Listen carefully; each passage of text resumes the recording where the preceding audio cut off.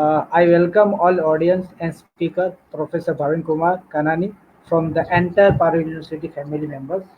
Thank you for joining us for the today's webinar, which is on engineering skill for the electrical engineers. My name is Krunal Siddharth and I am the assistant professor at the Paro University. Today, we have Professor Bhavin Kumar with us. He is assistant professor and head of the department of the electrical engineering at the Darshan Institute at Rajkot. He has completed Bachelor of Engineering from the Saurashtra University and MTech from the Nirmal University. Sir is BEE certified energy auditor from the Ministry of the Power under Government of India and also Chartered Engineers which comes under the Institute of Engineering India. Sir has awarded by the various awards such as Pedagogical Innovations Award 2019, Shiksha Bharati Awards 2020, Shiksha Gaurav Puruskar 2020 award and so many more. He has appointed as the key editors, board members in the various publications and the journals. Professor Bhavin Kanani sir published more than 12 research papers in international and the national conferences. Without wasting a single moment, now I would like to hand over webinar session to sir. Again, I would welcome sir. Sir, please. Thank you, sir. First of all, I'm thankful to the uh, director of Paro University, Dr. Devanshu Patel, sir, director of PIIT, uh, then head of the department electrical engineering, and especially thanks to Professor Datteshwar, and least but not the last, uh, beloved students for this opportunity and platform providing me by Parul University. Now, not wasting the time, let us start our main motto. The actual title is Engineering Skills for Electrical Engineers, but the motto behind this title is this: what skills are needed for becoming a good electrical engineer? We will communicate in English as well as Hindi, both mixed language, wherever necessary. We all know that in our syllabus, there are so many basic theoretical and other aspects covered. But in industry or in real electrical field, due to updation of the technology and fast changing of the world, there is some gap between actual requirement in industry and actual covering in the syllabus. So there is somewhat gap between theory and practical. But actually, theory and practical has no difference because all theories are derived or concluded by our earliest physicists and all so-called persons from practical itself. So there is no change in theory and practical. But if we study only theory, then we are not able to know how to apply this theory in our real practical life. So there is some industry demand which must be fulfilled during our graduation course. So to become a successful engineer, any type of engineer, electrical, mechanical, civil, software, any type of, if you want to become a successful engineer, we must have three qualities. The first is attention to details. The meaning of attention to detail is micro observer. Second thing is logical thinking, and third thing is analytical ability. So every engineer, each and every engineer must have these three qualities to become a successful engineer. Among these three, these two, attention to details and logical thinking, can be developed by practical practice, not just from theory, but practical aspects and experience. So for practical aspect, you have to do this during your curriculum. आपका जो 4 साल का graduation course है उसमें आपको ये सब practical activity करनी चाहिए. एक इंजीनियर के तौर पे जब तक हम अपने हाथ में मल्टीमीटर या कुछ और मेजरिंग इंस्ट्रूमेंट्स लेके जब तक कुछ प्रैक्टिकल काम नहीं करेंगे, तब तक एक इंजीनियर के तौर पे कैसे काम करना है वो हमें कभी समझ में नहीं आएगा. तो थियरी पढ़ पढ़ के after taking knowledge from the theory, we have to apply those theoretical concepts in our day-to-day practical life. So you can see from these various uh, photos how we can improve our skill. For becoming a successful engineer, there are 10 characteristics of the successful engineer. First is good team player, continuous learner, creative and innovator, problem solver, analytical ability, communication skill, logical thinker, attention to details, again micro observer, leadership and curiosity. These 10 characteristics are of successful engineer. Now, specifically talk about the electrical engineering. uh, Electrical machines, electrical power system, electrical power electronics, automation and control, and renewable energy. These five parts are the major area of electrical engineering. Not limited to this five area, but each and every area listed these five area. Each area has their own its six numbers of working areas. If we consider electrical machines area, then this electrical machine area has design part, development part, that means prototype development, then system measurements, system analysis, machine maintenance, and machine control. Each area has individually different six sub areas. So total five major area multiplied by six, minimum minimum 30 सब areas, total मिला के 30 सब areas. तो जो भी candidate से electrical engineering में graduation कर रहा है या डिप्लोमा कोर्सेज कर रहा है, they can choose any one area of this. ये 5 एरिया में से आप डिसाइड कर लो कि आपको लाइफ लॉन्ग किस एरिया में काम करना है. अगर कोई मशीन में काम करना चाहता है, ठीक है, ये 5 एरिया में से एक एरिया को चूज किया, इलेक्ट्रिकल मशीन में मैं लाइफ लॉन्ग अपनी करियर बनाऊंगा.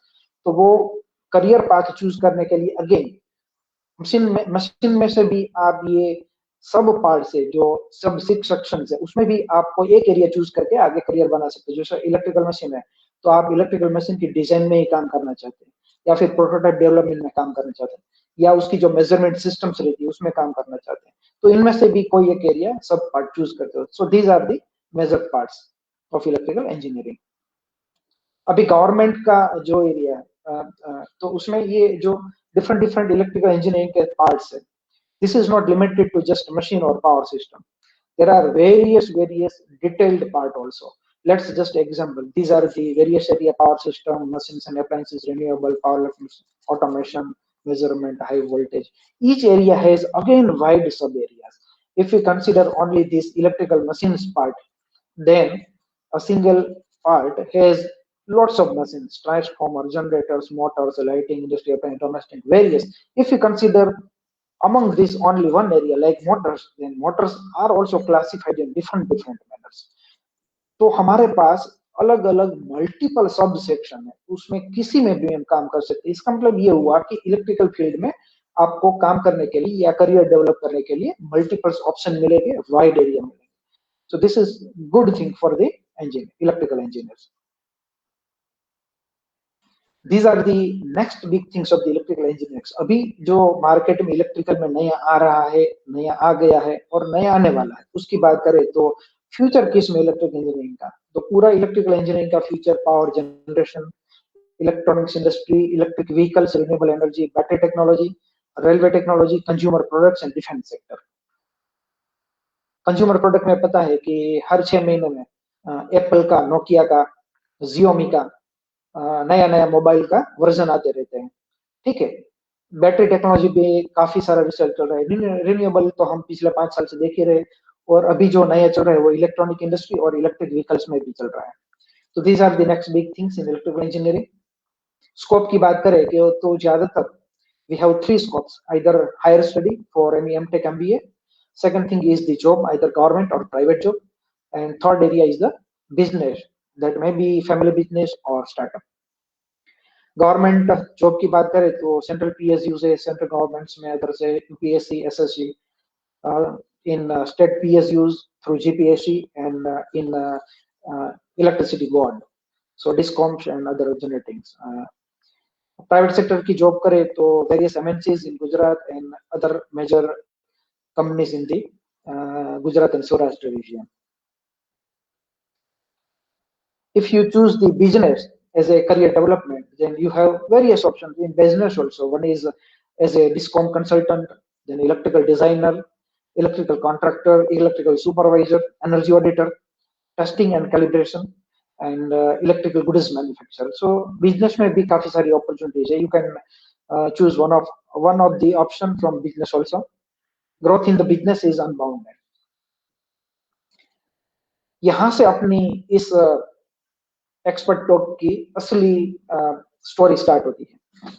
करियर ग्रोथ की बात करें तो करियर ग्रोथ में कुछ हर्डल्स आते हैं, या फिर हमने ही अपने दिमाग से कुछ हर्डल्स क्रिएट किए हैं अपनी करियर को रोकने के लिए. वैसे करियर तो रुकती नहीं है, मतलब कि करियर आगे बढ़ती जाएगी, लेकिन अगर हमारे दिमाग में हम कुछ पकड़ के बैठे रहेंगे तो वो हर्डल्स बन जाएंगे. तो वो हर्डल्स कौन से हैं? First is the graduate engineer not ready to work under diploma और आईटी होल्डर्स. जैसे ही बी खत्म होता है, कैंडिडेट्स का प्लेसमेंट होता है, कंपनी में जाते हैं इलेक्ट्रिकल इंजीनियर्स, ग्रेजुएट इंजीनियर्स, तो वो जाके बोलते हैं, या फिर तो जब प्लेसमेंट होता है तब बोलते हैं कि नहीं नहीं, मैं डिप्लोमा के अंडर में काम नहीं करूंगा, एक टेक्नीशियन है छोटा सा उसके अंडर में काम नहीं करूंगा, या आईटीआई वाला बंदा है जो कंपनी में उसकी कंपनी में 20-25 साल से काम कर रहा है तो उसके अंडर में काम नहीं करूंगा. ऐसे थोड़ी मानसिकता रहती है, तो आपको ये अपनी साइकोलॉजी चेंज करनी होगी. दूसरा, graduate engineer wants higher starting salary and higher position without any experience and technical knowledge. हमारा सिर्फ बी ग्रेजुएशन खत्म हुआ है, हमारे पास सिर्फ एक डिग्री है, बी इलेक्ट्रिकल या डिप्लोमा इलेक्ट्रिकल की, हमारे पास न तो कुछ एडवांस नॉलेज है, न तो कन्वेंशनल नॉलेज है, या फिर न तो हमारे पास कोई वर्क एक्सपीरियंस है. फिर भी हमारी एक ऐसी साइकोलॉजी रहती है कि भाई मुझे मिनिमम 30-40 हजार स्टार्टिंग सैलरी मिलेगी, कंपनी की ओर से एक गाड़ी मिलेगी, कंपनी की ओर से एक फोन मिलेगा, कंपनी की ओर से फ्लैट मिलेगा, तभी मैं काम करूंगा. तो आपको अपने दिमाग से ये साइकोलॉजी चेंज करनी होगी. Third thing, most graduate engineer do not have proper practical knowledge just after graduation. जैसे ही हमारा 8th सेमेस्टर खत्म हुआ है, उस टाइम पे हमारे पास इतना प्रैक्टिकल नॉलेज नहीं होता है, तो उसके लिए आपको कहीं से तो शुरुआत करनी होगी. आप ऐसा बोलेंगे कि नहीं, मैं 10,000 कोई स्टाइफंड दे रहा है इनिशियली ट्रेनिंग ड्यूरेशन में, तो वो जॉब एक्सेप्ट नहीं करूंगा, कोई मुझे 25,000 सिखा देगा स्टार्ट में ही, तब मैं काम चालू करूंगा. नहीं, ऐसा नहीं है. एक बार आप स्टार्ट कर दो, जैसे ही वर्क स्टार्ट हो जाएगा आपका एक्सपीरियंस काउंट होना शुरू हो जाएगा. 6 महीने 1 साल बाद, ठीक है, स्टार्टिंग सैलरी कम है, लेकिन आपके पास अगर 1 साल का एक्सपीरियंस है तो वही 1 साल का एक्सपीरियंस के बेस के ऊपर आप दूसरी कंपनी में अच्छे सैलरी में जा सकते हो. So start early. जो जितना जल्दी स्टार्ट करेगा उसकी करियर जल्दी ज्यादा डेवलप होगी. ये आप थंब रूल याद रखो. उसके बाद में most graduate engineers are not ready to work about 12 to 15 hours in their starting career. देखिए, कोई भी इंजीनियर हो, स्टार्टिंग करियर में सबको शुरुआत के 10 साल तो आपको समझ लो कि हर 24 घंटे में से 12-15 घंटा तो काम करना ही पड़ेगा. पहले 10 साल आप जितना काम करोगे उतना 10 साल के बाद आपका एक्सपोनेंशियल राइज होगा.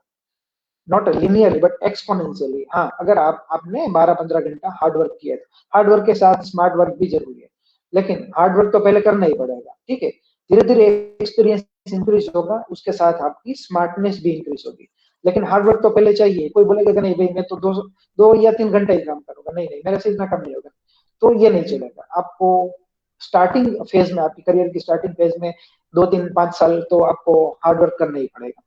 तो ये कुछ हर्डल्स है, अगर इस हर्डल्स को हम अपने दिमाग Sir, I में would कर like लेंगे. to include one hurdle into this. Yes, yes, you There may, you is may. no any course which include practical knowledge during the bachelor's engineering. Most of the college, there are few colleges who are having such programs like Exactly, whole one exactly. semester should be in field. आपका जो ये question है उसके लिए हमने ये expert talk arrange की है. आप नेक्स्ट स्लाइड देख लीजिए, आप लास्ट में मुझे क्वेश्चन पूछेगी, आपको सब क्लियर हो जाएगा. ठीक है, आपको सब क्लियर हो जाएगा. Why we are in this talk. Okay okay, next. So ये गैप जो इंडस्ट्री और एकेडमी का बीच में जो ये गैप है, आपका एक हमारे ये फ्रेंड का जो क्वेश्चन था कि भाई कोई ऐसा सिखाता नहीं है, तो सिखाने के लिए क्या करना चाहिए, सिलेबस में क्या होना चाहिए, प्रैक्टिकल कौन कौन सी स्किल हमें इंडस्ट्री के रेफरेंस में सीखनी चाहिए। मैं अभी आपको नेक्स्ट स्लाइड में बताऊंगा। So there are few skill sets required to become a successful electrical engineer. पहले हमने सक्सेसफुल इंजीनियर का बताया, now we will focus on successful electrical engineer. So पहली तो एक्चुअली मैंने टोटल 10 नंबर्स ऑफ स्किल का एक समरी बनाया है कि ड्यूरिंग अपना ग्रेजुएशन कोर्स जो 4 साल का भी है या डिप्लोमा का 3 साल का कोर्स है, तो उस कोर्स में हमें ये स्किल सीखनी ही चाहिए, किसी भी तरीके से डिटेल में सीखनी चाहिए। उसमें से फर्स्ट स्किल है this, we must have the knowledge about the electricity act 2003, energy conservation act 2001, discom licensing procedures and tariff structures. ये इलेक्ट्रिसिटी एक्ट क्या है? जैसे ही हमारे देश का एक संविधान है, बंधारण जिसको संविधान बोलते हैं, ठीक है, एक कॉन्स्टिट्यूशन है, तो उसमें लिखा है कि अगर ऐसा होता है तो ये करना चाहिए, इसके लिए ये लो, इसका है ये लो। तो हमें पता है कि जो भी डिस्कॉम है वो हमें पावर सप्लाई करती है, तो उसमें कुछ रूल्स है कि सिंगल फेज वोल्टेज वो हमें दे रहे हैं तो 230 प्लस और माइनस 10% टॉलरेंस के हिसाब से ही वो हमें पावर सप्लाई कर सकेंगे। अगर ये टॉलरेंस के नीचे या ऊपर, मतलब ये रेंज के बाहर अगर वो हमें कुछ टाइम के लिए पावर सप्लाई करेंगे तो वो सही नहीं है, और उसके लिए हम अपनी जो डिस्कॉम है उसके अगेंस्ट में लीगल केस फाइल कर सकते हैं। अगर वोल्टेज कुछ टाइम के लिए ये रेंज के बाहर ज्यादा हो गई या कम हो गया, अगर उसके रीजन से हमारे घर में, हमारी ये इंडस्ट्री में इक्विपमेंट्स डैमेज हो गए, तो हम लीगल केस फाइल कर सकते हैं। तो वो सब किसमें दिया है? इलेक्ट्रिसिटी एक्ट में दिया है, ठीक है। वैसा ही कुछ एनर्जी कंजर्वेशन के बारे में बताया है जो एनर्जी कंजर्वेशन एक्ट 2001 में दिया है, तो वो सब हमें पता होना चाहिए। Discom licensing procedures, discom licensing में क्या है कि समझ लो कि हमारा अपना रेसिडेंस घर है, तो उसका कनेक्शन, इलेक्ट्रिकल कनेक्शन अभी कॉन्ट्रैक्ट डिमांड है वो 2 किलोवाट है, और हम अपने रूफ पे, घर के रूफ पे सोलर पी रूफटॉप इंस्टॉल करना चाहते हैं जिसकी कैपेसिटी 4 किलोवाट है। तो हमें पहले क्या करना होगा, पता है आपको? पहला स्टेप क्या होगा? हमारे अपने घर का जो कनेक्शन है वो हमें 2 किलोवाट से इंक्रीज करके 4 किलोवाट करना होगा, ठीक है। हमारा लोड हमें बढ़ाना होगा, तो लोड बढ़ाने के लिए, इंक्रीज करने के लिए डिस्कॉम में कौन सा फॉर्म भरना होगा, उसमें कौन से डॉक्यूमेंट चाहिए, किस ऑफिस में जाके जमा करना होगा, तो ये बोलते हैं पूरी डिस्कॉम लाइसेंसिंग प्रोसीजर्स। कभी कभी हम नया फ्लैट लेते हैं या दूसरा कोई हाउस होल्ड लेते हैं, तो उसमें किसी पहले जो उसका मालिक होता है, तो उसके नाम से ये इलेक्ट्रिसिटी बिल या इलेक्ट्रिकल मीटर से रहता है, तो उसमें नाम चेंज करना होता है, कनेक्शन का लोड इंक्रीज डिक्रीज करना होता है। इंडस्ट्री है तो उसमें अभी HTP1 LT कनेक्शन है, उसमें से बढ़ा के हमें HT कनेक्शन करना है, तो क्या प्रोसीजर है? ये जो सब चीज है उसको डिस्कॉम लाइसेंसिंग प्रोसीजर बोलते हैं। तो ये डिस्कॉम लाइसेंसिंग प्रोसीजर हमें सीखनी चाहिए। जैसे बैंक रहता है ना, बैंक में जाते हैं तो पैसे निकालने हैं, केस जमा करने हैं या केस निकालने हैं, ठीक है, नया अकाउंट खुलवाना है, तो उसमें कुछ फॉर्म रहता है, कुछ फीस रहती है, तो वैसे ही डिस्कॉम की भी ये प्रोसीजर रहती है। और दूसरा टैरिफ स्ट्रक्चर, नेक्स्ट स्लाइड्स में मैं बताता हूँ। अच्छा, ये PGVCL है या सौराष्ट्र में PGVCL है। तो जैसे ही आप ये डिस्कॉम की वेबसाइट ओपन करेंगे तो यहाँ पर लिखा होता है quick payment, payment status, right hand side में दिया है new connection application, change of name, change of load. तो ये सब में कौन सा फॉर्म भरना चाहिए, कौन से डॉक्यूमेंट लगेंगे, फिर कुछ चीजें ऑनलाइन है, कुछ चीजें ऑफलाइन है, तो ये सब सीखना चाहिए हमें, ठीक है। ज्यादातर ये किसी कॉलेज में बताया नहीं जाता है, तो ये सीखना चाहिए।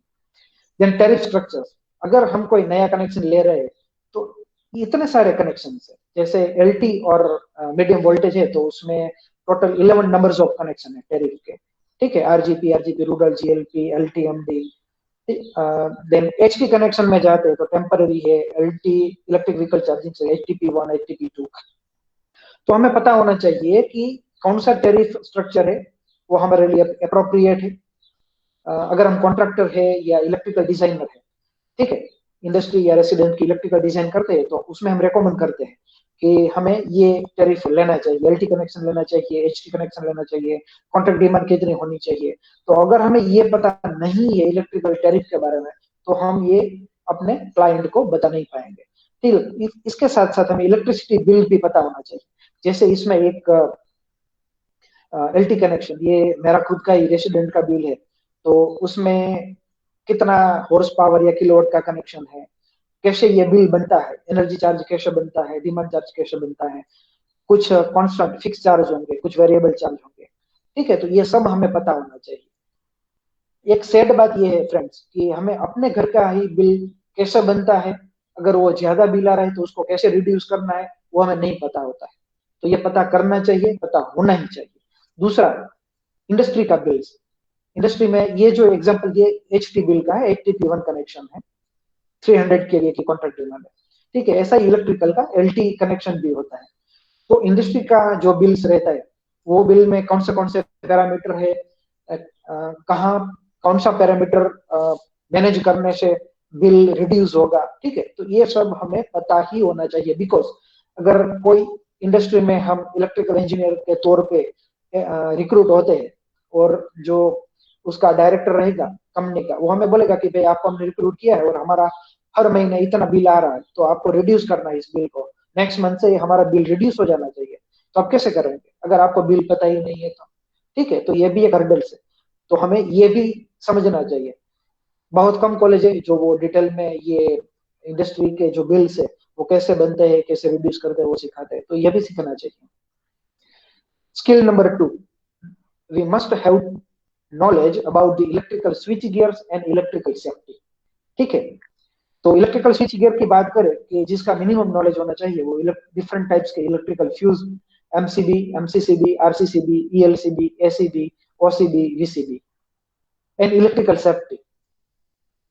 पहले ये बात बता दूं इलेक्ट्रिकल स्विच गियर में कि प्रॉब्लम ये होता है हमारे साथ कि जैसे ही हमने ग्रेजुएशन हम कर रहे हैं, हमारा बी चल रहा है ड्यूरिंग सेमेस्टर या जस्ट हमारा 8 सेमेस्टर खत्म हुआ है, तो हमारे पेरेंट्स या हमारे जो रिश्तेदार होते हैं, आसपास पड़ोसी होते हैं, वो बोलते हैं कि अरे भाई देखो ना, मैं अपना ये घर थोड़ा मॉडिफाइड कर रहा हूँ, तो उसमें मुझे इलेक्ट्रिकल कनेक्शन चेंज करना है, तो आप हमें एडवाइस दो कि मैं अपने घर में क्या इंस्टॉल करूँ, ईएलसीबी इंस्टॉल इंस्टॉल करूँ या एमसीबी इंस्टॉल करूँ, आरसीसीबी इंस्टॉल करूँ, कौन सी चीज इंस्टॉल करूँ, इसमें कौन सा फ्यूज डालू, कौन सा रेटिंग की एमसीसीबी डालू, कौन सा रेटिंग की ईएलसीबी डालू। तो प्रॉब्लम ये होता है कि हमें ये भी पता नहीं होता है कि ईएलसीबी यूज करे या एमसीसीबी यूज करे या एमसीबी यूज करे, किस कंपनी की यूज करे, उसकी अप्रोक्सीमेट प्राइस क्या होगी, उसमें फीचर्स क्या रहता है, तो हमें ये भी पता नहीं होता है। तो ड्यूरिंग कोर्स ये भी हमें पता होना चाहिए। 4 साल हमारा ग्रेजुएशन का खत्म हो उससे पहले हमें ये सब प्रैक्टिकली पता होना चाहिए। दूसरा, इलेक्ट्रिकल सेफ्टी। इसमें दो चीजें, electrical inspection and electrical safety audit. अगर हमको इलेक्ट्रिकल सेफ्टी के बारे में अच्छी तरीके से पता है, काफी सारा नॉलेज है, तो हम आफ्टर 4 इयर्स बी खत्म करके जैसे ही हम हमारा सर्टिफिकेट आ जाता है ग्रेजुएशन का, डिग्री का, तो उसके बेस पे हम इलेक्ट्रिकल इंस्पेक्टर की एग्जाम देके गवर्नमेंट में इलेक्ट्रिकल इंस्पेक्टर की जॉब ले सकते हैं, या फिर स्पेशल एग्जाम पास करके हम electrical inspector, third party inspector बन सकते हैं, और जो भी ये इंडस्ट्रीज वगैरह है उसका थर्ड पार्टी इलेक्ट्रिकल इंस्पेक्शन कर सकते हैं अपनी प्राइवेट इंस्पेक्शन कंसल्टेंसी ओपन करके, तो ये बिजनेस ओपन कर सकते हैं। दूसरा, आप कुछ इलेक्ट्रिकल सुपरवाइजर है, इलेक्ट्रिकल कॉन्ट्रैक्टर है और इलेक्ट्रिकल सेफ्टी ऑडिटर, आप इलेक्ट्रिकल सेफ्टी ऑडिटर भी बन सकते हैं, ठीक है। तो अगर आपको इलेक्ट्रिकल सेफ्टी के बारे में पता है तो आप ये भी कर सकते हैं, तो ये नॉलेज भी होना चाहिए। थर्ड जो मेजर स्किल है, that is electrical and non electrical measuring instrument. हमें ये सब इंस्ट्रूमेंट के बारे में डिटेल पता होना चाहिए। अगर कल कोई आके हमारे हाथ में ये किसी भी इंस्ट्रूमेंट पकड़ा देता है, थमा देता है, तो हमें वो इंस्ट्रूमेंट को कैसे यूज करना है वो पता होना चाहिए। आजकल तो फ्रेंड्स ये भी होता है कि अगर आप किसी कंपनी में इंटरव्यू देने के लिए जाओगे, तो जो इंटरव्यूअर है, जो कंपनी का मालिक है, वो क्या बोलेगा कि चल भाई ये मैं इलेक्ट्रिकल वोल्टेज टेस्टर आपको दे देता हूँ, या फिर ये मल्टीमीटर दे देता हूँ, या फिर मेकर दे देता हूँ, या टेस्ट लैंप दे देता हूँ, कुछ भी आके हमारे हाथ में दे देंगे और बोलेंगे कि भाई ये हमारे प्लांट में जाओ, यहाँ पर जो मोटर अभी चल रही है उसमें कुछ फॉल्ट आ रहा है, वो बार बार ट्रिप हो जा रही है, चलो अभी 10-15 मिनट में आपको वो फॉल्ट फाइंड करके देना है, क्लियर करके देना है। अगर आपने ये फॉल्ट फाइंड कर लिया, then we will recruit you, ठीक है। तो प्रॉब्लम ये होता है कि फॉल्ट तो हम फाइंड कर लेंगे, लेकिन प्रॉब्लम ये है कि हमको ये जो इक्विपमेंट जो मैंने बताया, इसमें बता रहा हूँ, वो इक्विपमेंट कैसे यूज करना है डिटेल में प्रैक्टिकली वो नहीं आता है। तो 4 साल के ड्यूरेशन में हमें ये सब जो इंस्ट्रूमेंट अभी बता रहा हूँ उन सब के बारे में डिटेल में प्रैक्टिकली कैसे यूज करना है वो पता होना चाहिए। उसमें से एक है multimeter, then clamp on meter, electrical tester, test lamp, PF meter that means power factor meter, frequency meter, phase sequence meter, energy meter, tachometer, stroboscope, laser gun type thermometer, anemometer, manometer, megger जिसको हम IR tester मतलब insulation resistance tester बोलते हैं, digital earth tester, ऐसे ही analog earth tester, and flue gas analyser. ये basic measurement instrument है। उसके साथ ये electrical and non electrical controllers है जो ये मेजरिंग इंस्ट्रूमेंट और पैनल्स में यूज हो रहे हैं, जैसे कि पावर फैक्टर कंट्रोलर है, MD maximum demand controller, temperature controller, speed controller, voltage controller, VFD variable frequency drive, current controller and timer. ठीक है, तो ये जो non electrical controller and measuring instruments है वो सब हमें प्रैक्टिकली यूज करने का नॉलेज होना ही चाहिए 100% डिटेल में। ठीक है, उसके बाद आगे है टेक्नोलॉजी अपग्रेडेशन। मार्केट में जो भी टेक्नोलॉजी इलेक्ट्रिकल में अपग्रेड हो रही है उसका पूरा नॉलेज होना चाहिए। मतलब मार्केट में जो भी कुछ इलेक्ट्रिकल की नई चीज आई वो हमें पता होना चाहिए। ठीक है, उसमें डिटेल में आपको पता ना हो, आपके पास वो टेक्नोलॉजी वाला इंस्ट्रूमेंट नहीं है तो आपको प्रैक्टिकली कैसे यूज करना है वो शायद पता ना हो, वो चलेगा। लेकिन क्या नया इंस्ट्रूमेंट या इक्विपमेंट मार्केट में इलेक्ट्रिकल में नया आया है वो पता होना चाहिए। ठीक है, और वो कैसे काम करता है, किस चीज के लिए, किस एप्लीकेशन में यूज हो रहा है, कौन सी कंपनी ने मैन्युफैक्चर किया है, कौन उसके डीलर है, उसकी रेंज के हिसाब से, फीचर्स के हिसाब से उसकी अप्रोक्सीमेट प्राइस क्या है वो पता होना चाहिए। सिंपल एग्जांपल है, ये आपको पता है ये इलेक्ट्रिकल वोल्टेज टेस्टर है, लेकिन क्या आपको ये पता है ये भी इलेक्ट्रिकल वोल्टेज टेस्टर है? बहुत कम लोगों को पता होता है। इवन मैं तो यहाँ तक बोलता हूँ कि बहुत कम फैकल्टी को भी पता होता है। ठीक है, सब फैकल्टी को भी पता नहीं होता है, तो ये भी हमें पता होना चाहिए। ये लेफ्ट हैंड साइड में जो दिख रहा है वो ऑलमोस्ट 30 रुपीज का, 30 to 40 rupees. Right hand side में जो देख रहे हो वो ऑलमोस्ट 3000 to 4000 रुपीज का है, फ्लुक का है। ये इलेक्ट्रिकल वोल्टेज टेस्टर ही है जो इलेक्ट्रिसिटी की प्रेजेंस इंडिकेट करता है। ठीक है, ये आप सर्च कर लेना, मैं यहाँ पर क्यों दिखा रहा हूँ वो आपको पता चल जाएगा। फ्लिपकार्ट में, अमेजोन में, गूगल में, कहीं पर भी ये सर्च कर लेना। ठीक है, दूसरा ये सिंपल सी बात है, मैं टेक्नोलॉजी अपग्रेडेशन पे क्यों जोर दे रहा हूँ वो आपको पता चल जाएगा। See, technology changes very fast. Before few years we were using CRT TV, लेकिन अब ये कहीं पर दिखते नहीं है, डब्बे कहीं पर नहीं दिखते। Now we are using LED and 3D TV. वैसा ही टेक्नोलॉजी अपग्रेडेशन देखे तो before few years, decades, we used tungsten lamp, now we are using LED lamp। Again, before few years, decades, we used oil stove, now we are using electric cook stove। तो देखिए, LED TV की बात करें, LED lamp की बात करें, electric stove की बात करें, तो उसका जो पहला वर्जन बताया है कुछ साल पहले का, उसके हिसाब से देखें तो उसमें काफी सारा technological, electronically and electrically update हुआ। ये एलईडी लैंप है, ये एलईडी ट्यूबलाइट होता है तो उसमें एक कंट्रोलर रहता है, उसका ड्राइवर रहता है, जो पहले टंगस्टन लैंप में नहीं था, तो उसमें इलेक्ट्रॉनिक्स आ गया। टंगस्टन लैंप से पावर क्वालिटी डिस्टॉर्ट नहीं हो रही थी, एलईडी लैंप से पावर क्वालिटी पुअर होती है। ठीक है, तो ये सब पता होना चाहिए। टेक्नोलॉजी अपग्रेडेशन इसलिए मैं जोर दे रहा हूँ। नेक्स्ट जो स्किल है that is house hold appliances knowledge. अपने दिल पे हाथ रख के दिमाग में सोचिए कि हमारे घर में जो हम यूज कर रहे हैं उसमें जो मेजर इलेक्ट्रिकल अप्लायंसेस है, जैसे lamp, tube light, ceiling fan, air conditioner, refrigerator, washing machine, TV and electric cook stove, ये मेजर मैं बता रहा हूँ। इसके अलावा भी काफी सारे, ये मेजर जो है उसमें से इसके अंदर खोल के इलेक्ट्रिकल सर्किट कैसी है, कैसे ये ऑपरेट होता है, अगर उसमें कुछ फॉल्ट आया तो रिपेयर कैसे करना है, कितने को पता है, कितने लोग जानते हैं ये सब? बहुत कम लोग। मैं भी नहीं जानता हूँ, सच बोलूं तो, ऑनेस्टली बोलूं तो मैं भी नहीं जानता हूँ। क्यों? क्योंकि मैं ये सब खोलने से डरता हूँ, या फिर मुझे ऐसा लगता है कि मैं तो बहुत बड़ा प्रोफेसर हूँ, बहुत बड़ा इंजीनियर हूँ, तो ये छोटा छोटा काम मैं क्यों करूँ। ऐसी हमारी साइकोलॉजी रहती है, समझ रहे हैं आप? ऐसी हमारी साइकोलॉजी रहती है। तो कुछ ये साइकोलॉजी के हिसाब से ही हर्डल क्रिएट होता है, और यही हर्डल्स के कारण हम सीख नहीं पाते। तो ये सब साइकोलॉजी हमें साइड में रखनी पड़ेगी सीखने के लिए, अगर नॉलेज इंक्रीज करना है, समझे आप? तो ये सब हमें करना पड़ेगा। तो हमारे घर में जो बेसिक अप्लायंसेस रहती है उसके बारे में हमें जानना पड़ेगा। You must have to knowledge about the electrical circuit of the household appliances. इसमें भी काफी सारे टेक्नोलॉजी अपग्रेडेशन, इसका भी मैं एग्जांपल दूं तो आज बिफोर कुछ ईयर्स ये जो सीलिंग फैंस यूज हो रहे थे हमारे घर में, that was the almost 75 vote and 55 vote. ये सिर्फ फैन का रेटिंग बता रहा हूँ। इसके साथ जो इलेक्ट्रिक रेगुलेटर्स यूज होते थे पहले, वो ऑलमोस्ट 15 वोट कंज्यूम करता था। आज अभी जो इलेक्ट्रॉनिक रेगुलेटर यूज हो रहे हैं वो almost 5 watt to 10 watt consume कर रहे हैं। ठीक है,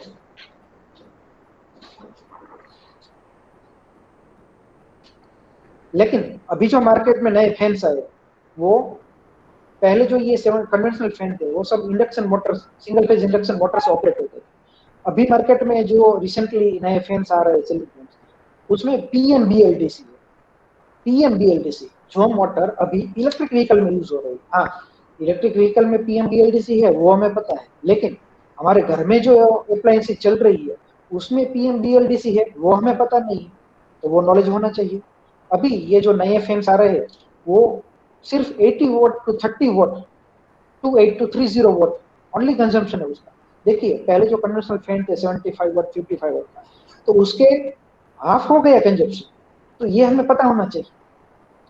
अभी रिसेंटली बात करूं तो मैं अभी एक मॉल में गया था, तो मॉल में ही मैंने देखा कि वहां पर जो सिस्का के कुछ एलईडी फैंस थे, तो उसमें ऐसी फैसिलिटी आ गई, उसमें एक रिचार्जेबल बैटरी रहती है। देखिए अभी हम घर में जो नॉर्मल फैन यूज करते थे उसमें कहीं पर रिचार्जेबल बैटरी या कुछ बैकअप सिस्टम नहीं था अभी तक, लेकिन अभी मार्केट में ऐसे रिचार्जेबल फैन बल्ब आने लगे जो हमें पता भी नहीं है। बहुत कम लोगों को पता है, क्योंकि मार्केट में क्या चल रहा है क्या नहीं आ रहा है वो हमें ढूंढते नहीं, या फिर हम ऐसी जगह पे नहीं जाते जहां पर हमें ऐसा नॉलेज हो। ठीक है, तो हमें यह भी नॉलेज होना चाहिए। ऑनेस्टली बताऊं, मुझे भी पता नहीं था कि ये रिचार्जेबल फैन रिचार्जेबल बल्ब आने लगे हैं मार्केट में।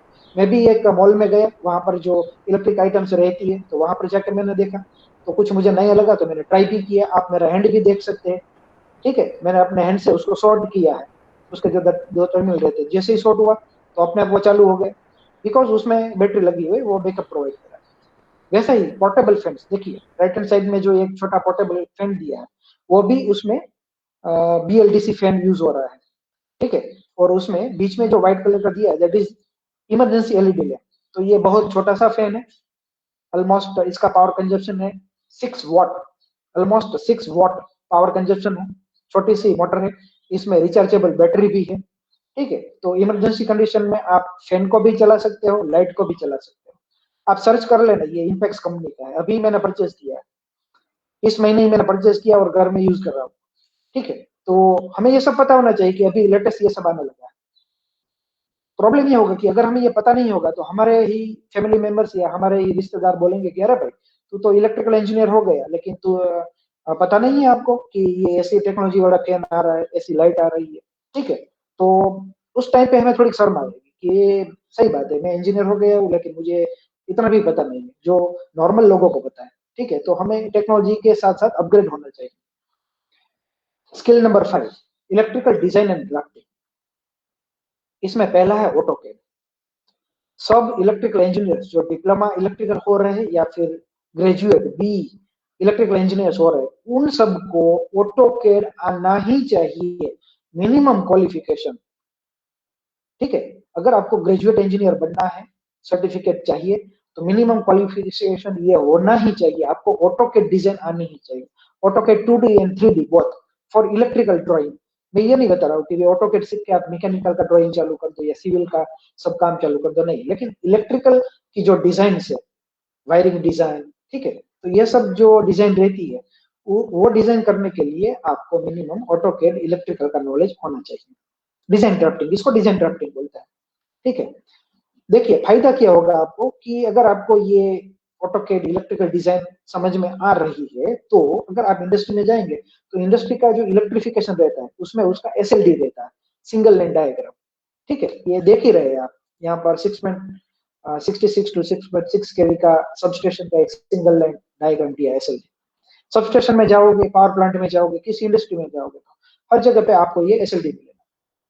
तो उस टाइम पे if you have the knowledge about this electrical drawings, drafting, AutoCAD, then तो आपके लिए ये समझना बहुत मुश्किल नहीं होगा। You can easily understand this diagram. ठीक है, ये डायग्राम को रीड करना होता है, डायग्राम को रीड। अच्छा, डायग्राम को रीड करना, अरे भाई ये तो समझ में नहीं सर, डायग्राम कैसे रीड किया जा सकता है। मैंने जब मैंने पहली जॉब स्टार्ट की रिलायंस इंडस्ट्री लिमिटेड में, तो मेरा पोस्टिंग हुआ था पावर प्लांट में, जो उसका कैप्टिव पावर प्लांट है उसमें। तो जैसे ही मैं फील्ड में गया तो सबसे पहले दिन मुझे ये फाइल दी गई, आप ये डायग्राम रीड करो। जैसे ही उन्होंने बोला, मेरे दिमाग में पहला ही क्वेश्चन था, अरे सर ये डायग्राम कैसे रीड करते हैं, क्योंकि मैं भी अपनी कॉलेज में ये सीखा नहीं था डायग्राम कैसे रीड करते हैं। थोड़ा बहुत ऑटोकैड, ये कुछ सिंबल्स, ये सब पता था। डायग्राम को रीड करना ये मुझे भी समझ में नहीं आया। डायग्राम तो ड्रॉ करते हैं, रीड कैसे करते हैं, तो ये क्वेश्चन रहता है। लेकिन फिर एक्सपीरियंस के बाद, पूछने के बाद, सीखने के बाद फिर पता चला कि डायग्राम रीड करना मतलब क्या, डायग्राम को रीड कैसे करते हैं। ठीक है, तो ये भी सीखना चाहिए। उसके बाद skill number 6, electrical earthing system. कोई आके मैं बोलता है कि अरे भाई मैं अपने घर पे सोलर रूफटॉप फिट लगा रहा हूँ, इंस्टॉल कर रहा हूँ। तो ये कंसल्टेंट बोल रहे हैं कि 3 इंडिविजुअल अर्थिंग करने पड़ेंगे। तो अगर कोई हमारे रिश्तेदार है तो वो बोलेगा कि भाई आप तो इलेक्ट्रिकल इंजीनियर बन गए, तो आप ही मुझे बताओ कि भाई ये सोलर सिस्टम में क्या 3 इंडिविजुअल अर्थिंग सिस्टम चाहिए, अर्थिंग पेटी चाहिए। तीनों को एक कंबाइन करेंगे तो नहीं चलेगा, एक ही रखेंगे तो नहीं चलेगा। कॉपर वायर यूज नहीं करेंगे, एल्यूमिनियम यूज करेंगे, नहीं चलेगा। पाइप अर्थिंग के बदले प्लेट अर्थिंग करेंगे तो नहीं चलेगा। अरे वो तो बहुत कॉस्टली हो रहा है, एक काम करो, ये चारकोल सोल्ट वाला बना दो, वही अर्थिंग कर दो। ठीक है, और मेरे घर में तो जगह नहीं है आसपास में, एक काम करो 1 फुट का ही वो डिग कर दो और उसमें ही कर दो सब। ठीक है, अरे तो ये हमें पता होना चाहिए। हम एक अच्छे एडवाइजर भी होने चाहिए कि नहीं नहीं देखो अंकल ऐसा नहीं है, ये सोलर में मिनिमम उसके डिजाइन के और फॉल्ट ये सब देख के आपको मिनिमम 2 अर्थ किट तो इंस्टॉल करनी ही होगी, और 2 अर्थ किट में दोनों ही सेपरेट रखनी होगी, एक लाइटनिंग अरेस्टर के लिए और एक जो इन्वर्टर वगैरह पैनल का है उसका जो अर्थिंग रहता है उसके लिए। और दोनों में आपको कॉपर का पाइप या पाइप अर्थिंग या फिर कॉपर की प्लेट अर्थिंग या फिर वो जेल अर्थिंग आता है, तो वो आपको करना ही होगा। और मिनिमम आपको अंकल 6 फीट का डीप तो करना ही पड़ेगा। ऐसा नहीं है कि सब 1 फीट में हो जाएगा, नहीं अंकल ऐसा नहीं चलेगा। उसका केबल भी ये स्टैंडर्ड होना चाहिए। यही कंपनी का आप लो तो बेटर है। आप सोलर इस कंपनी का इन्वर्टर सोलर का लो, इस कंपनी की पैनल लो, तो बहुत अच्छा रहेगा। अंकल एक काम करो, ये तो होना ही चाहिए। ठीक है, तो आप एक अच्छे एडवाइजर भी होने चाहिए। तो ये अर्थिंग सिस्टम तो हर चीज में होती है। अपना घर बनाते तो उसमें भी होता है, इंडस्ट्री में भी होता है, सोलर इंस्टॉल करेंगे उसमें भी होगा, विंड इंस्टॉल होगा उसमें भी होगा। इलेक्ट्रिकल के जो पोल्स रहते हैं, इलेक्ट्रिकल टावर्स, ट्रांसमिशन टावर है, डिस्ट्रीब्यूशन टावर्स है, वो अगर कहीं पर इंस्टॉल होता है तो वहां पर भी होगा। कहीं पर हम सबस्टेशन बनाएंगे, पावर प्लांट इंस्टॉल करेंगे तो वहां पर भी अर्थिंग है। अर्थिंग कहाँ नहीं आता है, इलेक्ट्रिकल सिस्टम में हर जगह पे अर्थिंग है। तो we must have the deep knowledge about the earthing, deep and wide knowledge about the earthing. मैं इस पे बहुत सारा जोर दे रहा हूँ कि ये तो आना ही चाहिए। ठीक है, तो अगर ये अर्थिंग सिस्टम को जानना है तो उसके कुछ डिजाइन एंड सिमुलेशन सॉफ्टवेयर रहते हैं, तो उसका भी कुछ नॉलेज होना चाहिए। मैं बताऊंगा लास्ट में कि किस एरिया में सिमुलेशन और डिजाइन के लिए किस सॉफ्टवेयर में मास्टरी होनी चाहिए, वो मैं लास्ट में दिखाऊंगा।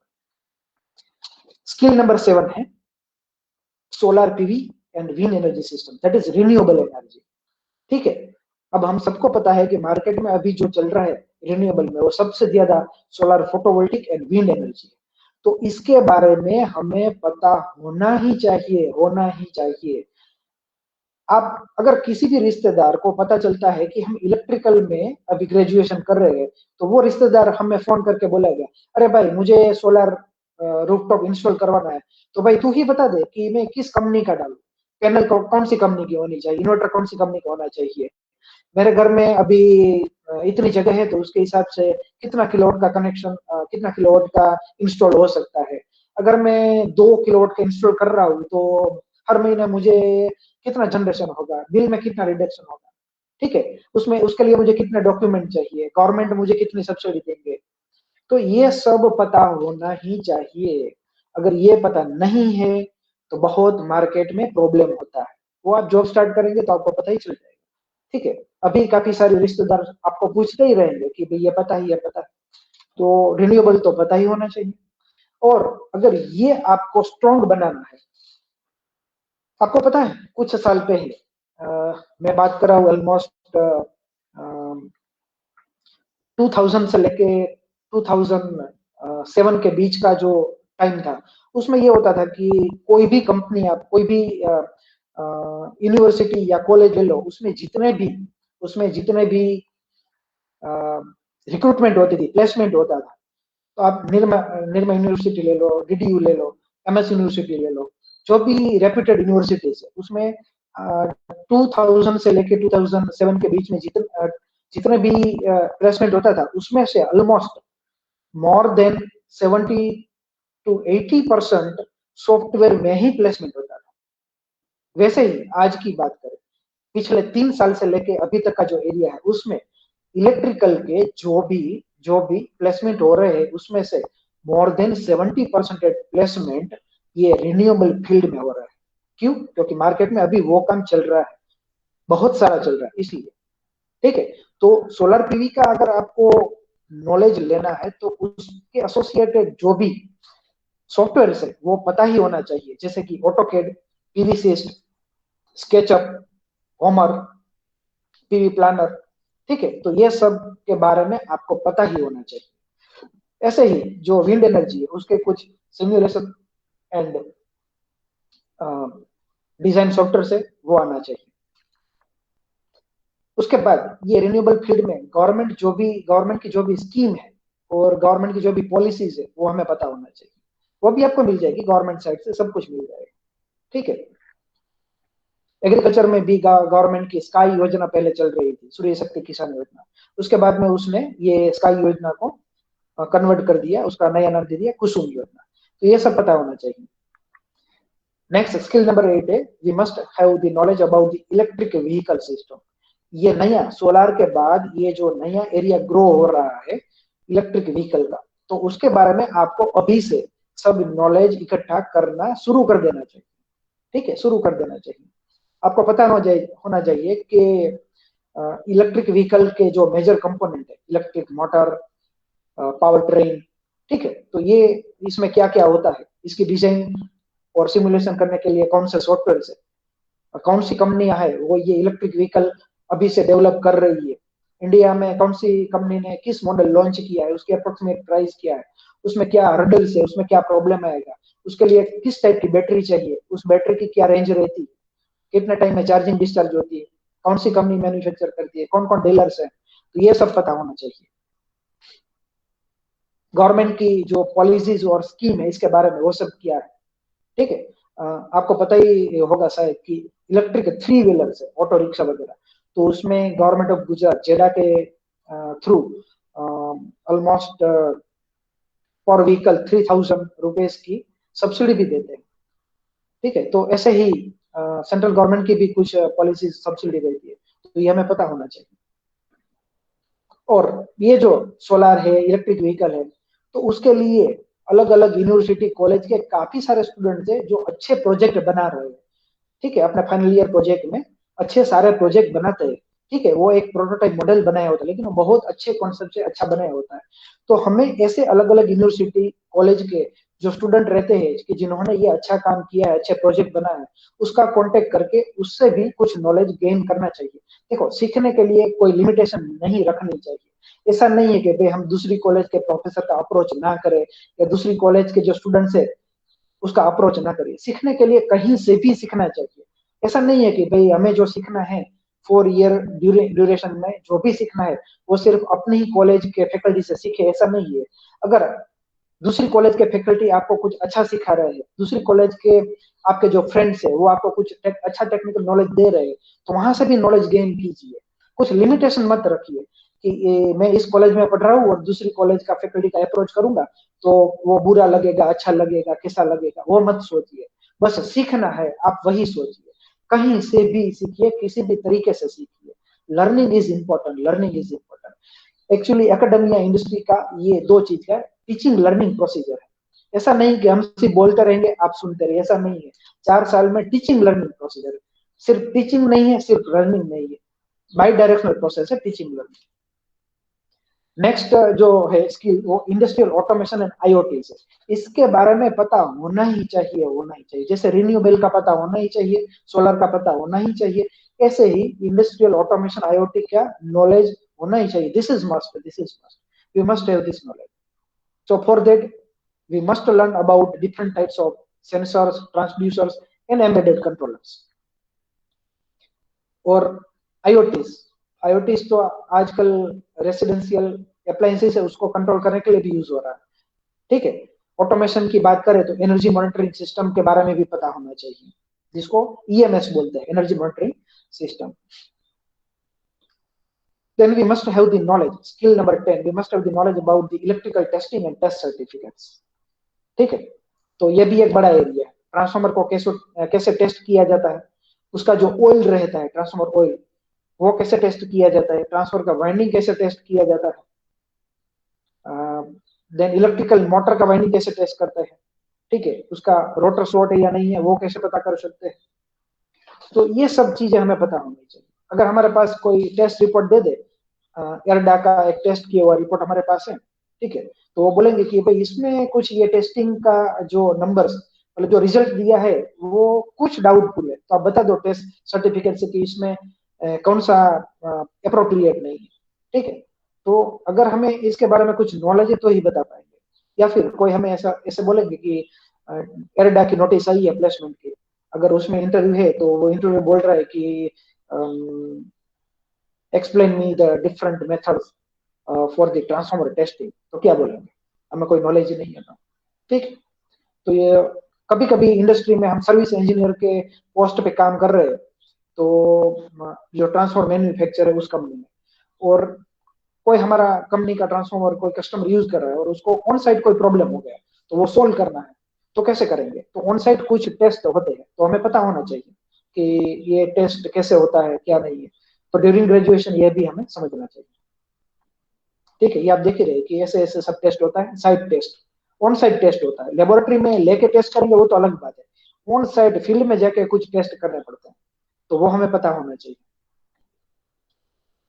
उसके लिए ये टेस्टिंग एंड इलेक्ट्रिकल डिजाइन के लिए हमें अलग अलग स्टैंडर्ड से इलेक्ट्रिकल का उसका नॉलेज होना चाहिए, जैसे IEEE, IEC, NEC, नेमा, IS, BIS, C, ANSI, काफी सारे स्टैंडर्ड है, उसका नॉलेज होना चाहिए। ठीक है, क्योंकि टेस्टिंग करना है, डिजाइन करनी है, तो कुछ रेफरेंस तो होना ही चाहिए। वो रेफरेंस हमारे लिए क्या होता है, electrical standards are the reference for the electrical design as well as electrical equipment testing, तो ये नॉलेज होना चाहिए। ठीक है, तो ये मैंने डिफरेंट अलग अलग 10 स्किल के बारे में बताया। उसके अलावा सॉफ्टवेयर स्किल्स है, हमें सॉफ्टवेयर का नॉलेज होना चाहिए जो एरिया में हम काम करना चाहते हैं। ऐसा नहीं है कि हर सॉफ्टवेयर आना चाहिए, ऐसा नहीं है, हम किस एरिया में अपनी करियर डेवलप करना चाहते हैं उसका उसके हिसाब से हमें नॉलेज होना चाहिए।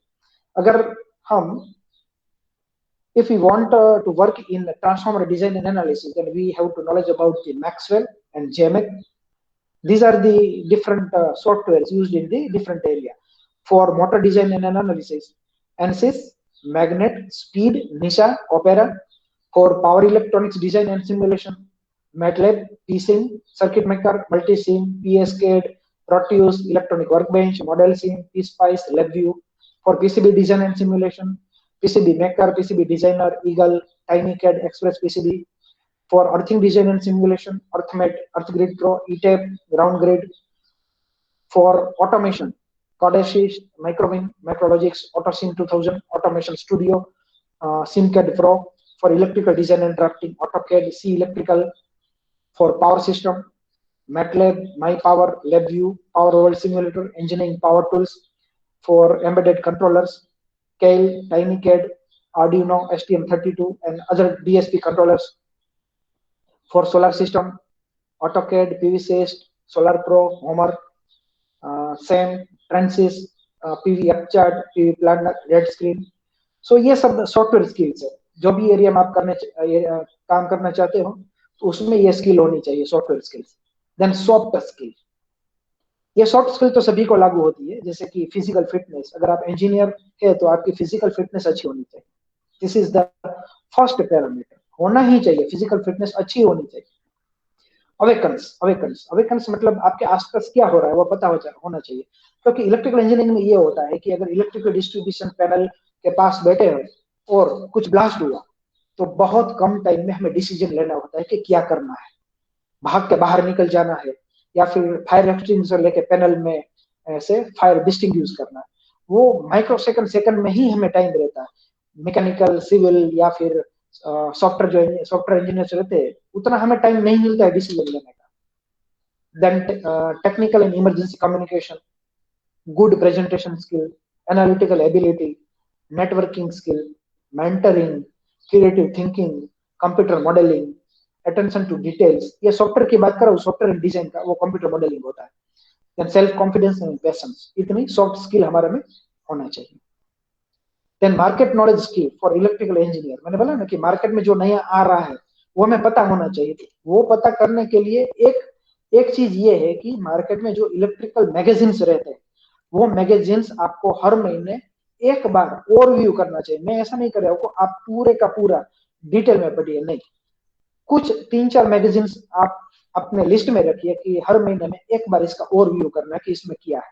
ठीक है, तो ये मैंने लिस्ट पूरा दिया है। Electrical engineering update, power line, electrical world, electrical India, lighting India, electronics for you, the solar quarterly, Akshay Urja, green energy, the journal of the institute of engineers India, and LE that is the journal of laboratory experiments.